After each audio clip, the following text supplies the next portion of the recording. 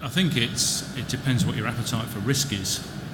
Say I've got a good appetite. If you've got a good appetite for risk, then you can take a view on all manner of where does best secondary stop and where does secondary start is a real conundrum. I mean, all I know from my experience of dealing with retailers is as they increasingly downsize their portfolios, if you take London out of the equation, because London is a completely different universe to be frank, and you look at a country as a outside of that, outside of London, in the regions, then retailers are really just looking at the major conurbations, and they're looking to rationalise their store portfolios down to somewhere between 80 and 100 if you talk to the majority of them. If you're not in those towns, then the risk is that your occupier will simply be saying, I'm not going to pay you a base rent when my lease comes up for expiry, I'm off, or here's a turnover only, and we're starting to understand the threat of turnover only, percentage only leases because of the threat from the internet. You can't track where the sale is. It's not going through the till in the store, it's going through your handheld, your laptop, your tablet or your PC at home. So the risk is very much on the downside for the secondary market, in my view. I mean, I wouldn't stray beyond prime in the shopping centre world, and in high street unit shops. Just make sure you are on the high street. As Simon says, it's cathedral towns, it's towns that have got something else going for them other than just a parade of multiples. And the UK is unusual in that we are a country of multiple retailers. The high streets don't differentiate hugely across the country.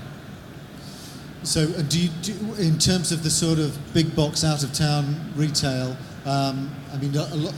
some of those big occupiers disappeared essentially, but some of that stock, this is certainly talking locally from my area, appears to be being taken up by other occupiers now.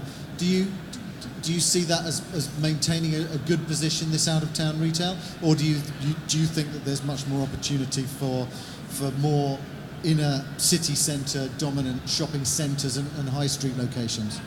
It depends. Again, there's comes back to there's two different sorts of shopping going on. If you're talking about out-of-town retail warehouse parks, that is, that's a car-born shopper who's looking for free parking, convenience. Quite often a mum with kids in a buggy. Can I park my car outside the unit? Can I even move my car along to the next unit and then go shopping in that?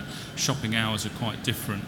Same if you're looking at a regional mall, a Trafford Centre, a Blue Water, then you're going to need some sort of leisure content, a cinema or catering, widespread catering offer to keep the dwell time up. If you're an in-town shopping mall, Manchester Arndale Centre, Buchanan Galleries, Glasgow, then your core hours are much more restricted, but your shopper base is likely to come from resident workers, office workers, compressed over a sort of 2-3 hour lunch period, or families who've coming in to make a real day of it and shop the whole city and not just the centre.